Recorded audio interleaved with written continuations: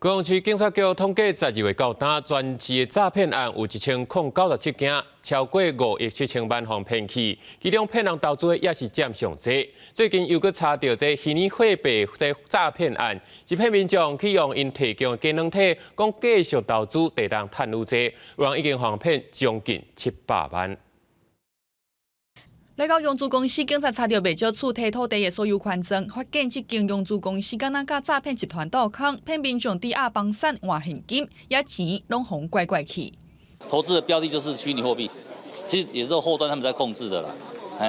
你登录了以后，就是会看着那个网页，你投资的虚拟货币，比如说投资100万，100万它获利可能1个礼拜、2个礼拜就获利了200万、300万，那你就加强投资嘛，所以你才去房屋去贷款。 高雄有受害者今年8月互扣入去虚拟货币的投资群组，讲若投资的大赚钱，甲受害者洗脑，搁做机能体页面看个人约的数据，骗人直落钱入去，甚至推荐永租公司互受害者借钱，有人因为安尼哄拐680万。根据高雄市警察局的数据显示，这个月初到中旬，诈骗受理1097件，财产损失超过5亿7千万，假投资占上济。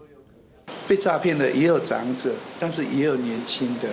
也有这些小资族。不管这样，但是这个他可能就是利用人性，所谓的投资获利。